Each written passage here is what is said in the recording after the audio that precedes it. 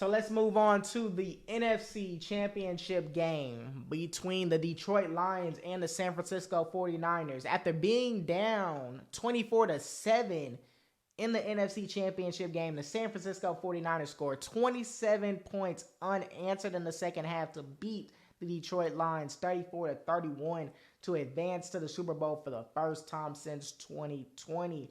Questionable fourth down calls by Dan Campbell, turnovers and missed opportunities cost Detroit the game.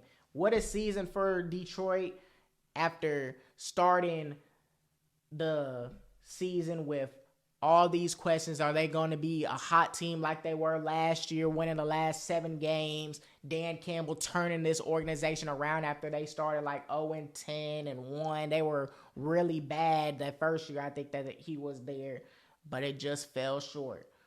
But needless to say, what a turnaround for Dan Campbell's Detroit Lions. And shout out to the San Francisco 49ers for coming back and winning this game. Man, this was a good game. This was a good second game. Brock Purdy, 20 of 31, 267 yards, 1 TD, 1 INT. Christian McCaffrey had 20 carries for 90 yards, 2 TDs. Also had 5 receptions for 48 yards. Elijah Mitchell, 4 carries for 7 yards and 1 TD. Deebo Samuel was their leading receiver with 8 receptions for 89 yards. Brandon Ayuk, 3 receptions for 68 yards and 1 TD.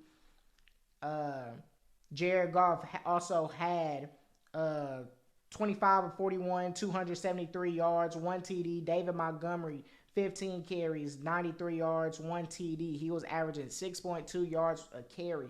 Jahmyr Gibbs, 12 carries for 45 yards and 1 TD. Sam Laporta was their leading receiver with 9 receptions for 97 yards. Amon-Ra St. Brown, 7 receptions, 87 yards. Jameson Williams, 2 receptions, 25 yards and a TD, and also had 1 carry for 42 yards and 1 TD. It was on a little jet sweep, and that led into a touchdown. And let me go ahead and correct it. Christian McCaffrey had 4 receptions for 42 yards, and Brock Purdy had 5 carries for 48 yards. Let me go ahead and correct that right there. Man, Detroit, I wanted y'all to win. Man, I wanted y'all to win. Y'all had it. I'm thinking, man, it is 24-7. Brock Purdy is playing like complete shit the first half of the game. Throwing an interception. Lions are going up and down the field, running the ball effectively up and down the field on San Francisco. Up and down the field on San Francisco. These boys just couldn't be stopped. Couldn't be stopped. So then halftime comes, it's 24-7. And I'm sitting here, I'm like, oh my goodness, are the Lions seriously finna go to the Super Bowl? But this is Detroit we're talking about. 2 good things just can't happen in the same week. Just can't happen. It just can't happen. Can't happen on the same day. It just can't. And Josh Reynolds dropped catches on 3rd down and 4th down. Touchdown by San Francisco. Jahmyr Gibbs on the next possession fumbles. And then there's times in the game where Dan Campbell, you don't got to go for it on 4th down. Yes, I know that you have been that type of coach that has been going for it every single chance that you get. But you're a psychopath if you try and go for it 4th down in the playoffs. You are in the position that you are in, and we're going to look at it. But plays like this hits off the person's chest and right into Brandon Ayuk. This leads to a touchdown. The moment that play happened, that's when I knew, oh yeah, San Francisco's going to come back and win this game. When plays like that happen, luck plays, things that were supposed to be for the Detroit Lions, Brock Purdy was trying to give you the game. He's throwing that. He's scrambling to the left and throwing it back right. Opportunities galore for San Francisco to just lose this game, and Detroit could have won this game. But let's go to the 4th downs. So it's 4th down and 3. It's 24-27. You kick a field goal right here. You tie the game up. And it's an incomplete pass. That leads to a touchdown. So now you're down by 10. You drive down the field, get a garbage time touchdown, But you didn't even need to put yourself in that position. You didn't even need to put yourself in that position. Go kick the field goal. Was your kicker hurt or something? Do you not trust your kicker? I don't care that you went for all these times in the regular season. The football gods is not going to save you all the time. And you got to keep that in mind if you're a coach in the playoffs. All of these analytics that people use for being the reason on why they go for it, it's about being smart at the end of the day. Take your points, live to see another possession, knowing that, okay, if they score, it's 34-30. We have the ball. We feel confident. We're going to go down the field and win this game. And now you're advancing to the Super Bowl. But instead, you have plays like this. Couldn't convert on fourth down. The Jahmyr Gibbs fumble. Josh Reynolds dropping passes. And questionable play calls that cost the Detroit Lions the game. It just did. You can't have that happen if you're Detroit. After you had all the momentum, Brock Purdy was not playing good in the first half. He was playing like straight trash, ass, shit. He was playing like all of that. He picked it up in the second half. He played very good in the second half. He did. But just like the play that I just showed you before, there was opportunities where Detroit could have easily, instead of one interception, could have made it 2. Could have made it 3. But Brock Purdy, needless to say, when he needed to scramble out the pocket and run, he did that.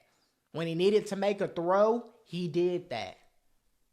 And he brought this team back. He stormed this team back, and they ended up winning the game. But Detroit Lions, at the same time, y'all shot yourselves in the foot. Y'all shot yourselves in the foot. Y'all did. Kind of stopped running the ball a little bit. Just a little bit. After being so effective in that first half. So effective in that first half. And play calls like this, Dan Campbell, is not going to take you to the Super Bowl. Sometimes you got to be smart. You can go for it sometimes. But plays like this and context like this, you don't need to go for it. Take your points. Live to see another possession. If this was a goal line stand, if you lose on a fourth down and goal, okay, cool, fine. But it's 7 minutes and 30 seconds to go in the fourth quarter. You still have another possession for you, at least. You can kick the field goal and get your points. The one before this, you still had multiple possessions. Take your points, live another possession. Just take it. But if you keep on going for it every single fourth down, eventually in the playoffs, it's not going to work. The football gods is not going to help you every single time. So all the people that do say, well, Dan Campbell does this the entire year. Okay, he does it the entire year. But at the same time, when it matters most, sometimes you got to let that pride of you going for it, we're bringing the offense to the field for fourth down every single time. You got to put that back and be like, hey, we got to get our points. I know you want to get 7. Every team's job in the NFL is to try and score points. But mostly we want to get 7 points. We want to get that touchdown. But it's okay to just get 3 points. It's okay to get your kicker and kick. He was 1 for 1 for the day. It's not like he missed 3 kicks or something like that. He was 1 for 1. So with that in mind, why not just have them all out on the field and just kick those 2 field goals? So now that last possession, you don't feel as though, well, I'm down by 10. We have to score this touchdown, and we have to get this onside kick in order for our playoff chances to still be alive.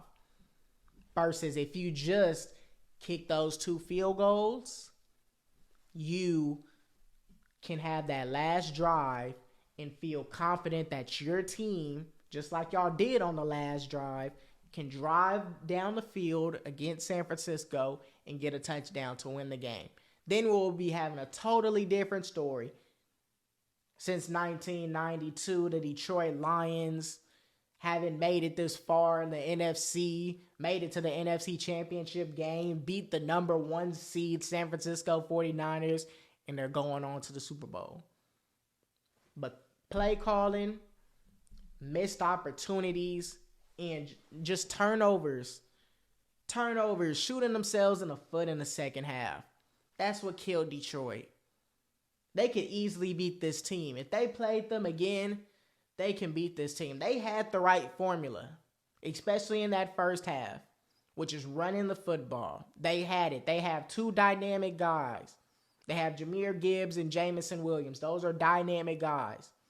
And they got them touchdowns. David Montgomery also averaging 6.2 yards a carry.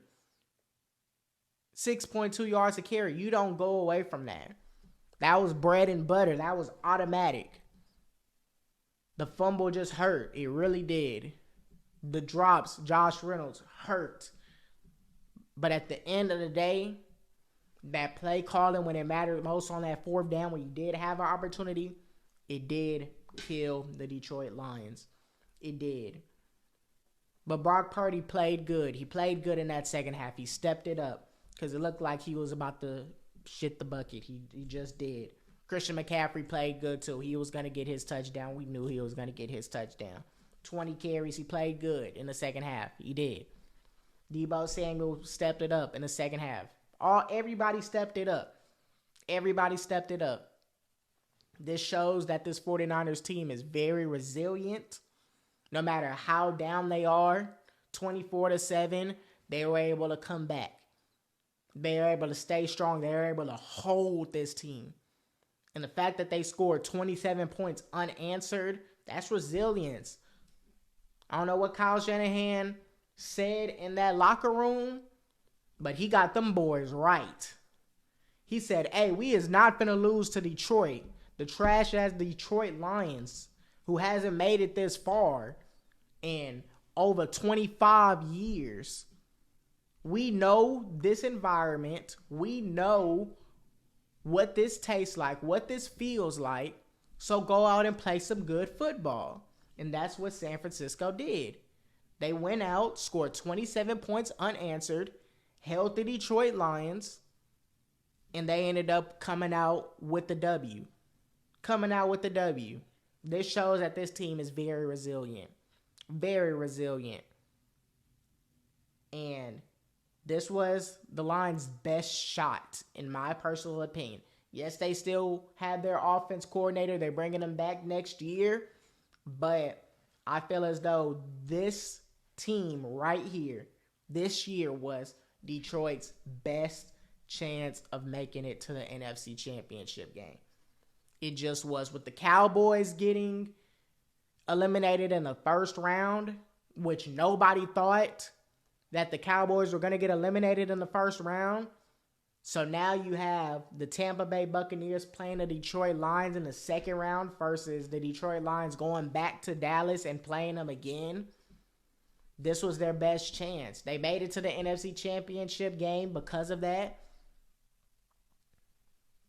And they got past the Rams, which I felt as though that game was a toss-up. This was their best chance of making it to the NFC Championship game. Like Dan Campbell said in the interview, it's hard to make it here twice. It's hard to make it back. They still going to have Jared Goff. They're still going to have Jahmyr Gibbs, Amon-Ra St. Brown, Laporta. They're still going to have guys. They're going to have that defense still with Brian Branch, Gardner Johnson, all of these guys that they do have on the team. But do I think that they're going to make it twice? No, I don't. Especially if Dan Campbell is going to coach like that in the playoffs in regards to going for it all the times and praying that the football gods is going to get him through the door and take him to the promised land. It's not going to happen.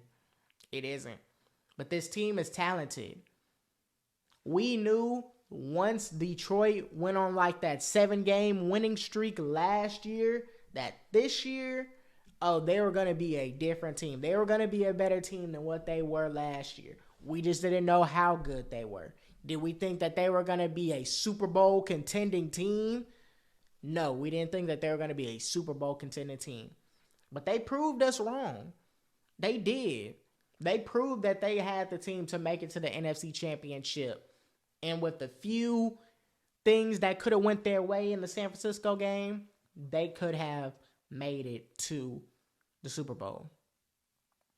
But I feel as though the Detroit Lions, this was their best year of making it to the NFC Championship, and they're probably not going to make it for another 5, 10, maybe 15 years. I'm sorry, I'm going to just say it. Anytime you have opportunities like this where you just taste it, you're literally looking at the Lombardi Trophy, literally looking at it. It's right in front of you. Oh, we're up 24-3. You see C.J. Gardner-Johnson waving. Oh, bye-bye. You thinking that he's finna go to the Super Bowl. And San Francisco said nope. Nope. And took that from Detroit. Stripped it from them. So I feel as though this was their best chance of winning. And I do feel bad. Everybody wanted Detroit to win. Unless you were a San Francisco fan. Everybody wanted Detroit to win. And they were off to a hot start. But they couldn't capitalize. But Brock Purdy. I heard Cam Newton say that he is a game manager. And he's like the 10th best player on his team. And I 100% agree with him. There's nothing wrong with being a game manager. There's nothing wrong with it. You're managing the team and you're just doing your job. You're doing what you're doing. You're not messing up in no way, shape, or form. And you're doing what you're doing to win the game. Just don't mess up. That's the only job. You don't have to be a game changer all the time. In every single system. You don't have to be the game changer.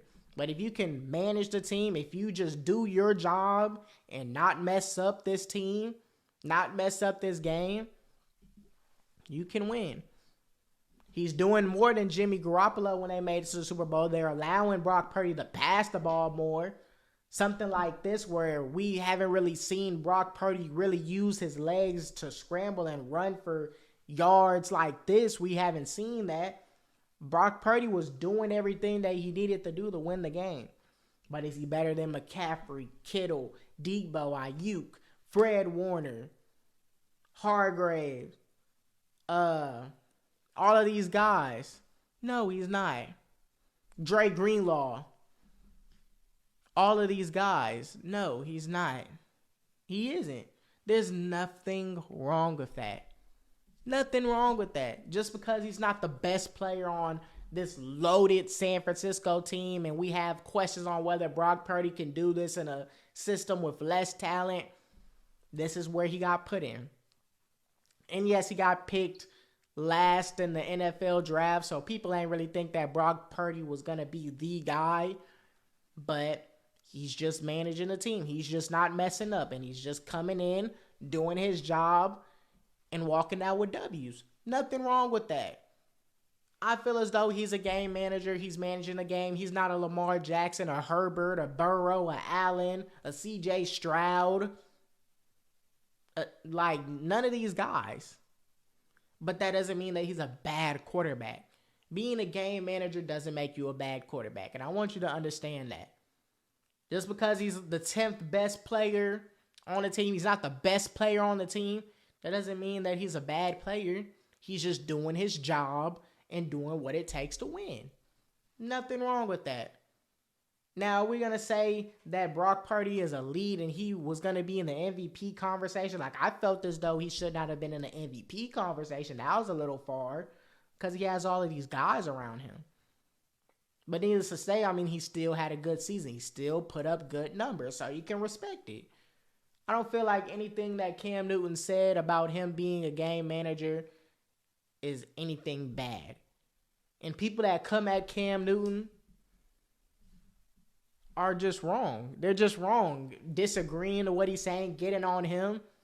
It's wrong. He's not the best player on the team, but he's a good player. He's a good player. He's a good quarterback, but he's just managing the offense. You put any quarterback there, they'll be probably not even the best person on their team. You put Dak Prescott on that team, who is an MVP candidate, you would call him a game manager. You would. You put any one of the starting quarterback stars, they're probably not even the best person on that team. That team is just loaded. But this doesn't make Brock Purdy a bad quarterback at all. Just because he's a game manager doesn't make him a bad quarterback at all. Brock Purdy just did what he needed to do, and when he didn't need to be a game manager, which in this game, he didn't need to be a game manager, he had to be a game changer, he became a game changer. His first half stats versus his second half stats look totally different. Those are game changer numbers. Nothing against Brock Purdy of him being a game manager, but when he needed to be a game changer, he came and he stepped up, and all y'all can do is give him credit for that. So shout out to the San Francisco 49ers for winning, being resilient, stepping up to the task, stepping up to the challenge, and beating the Detroit Lions.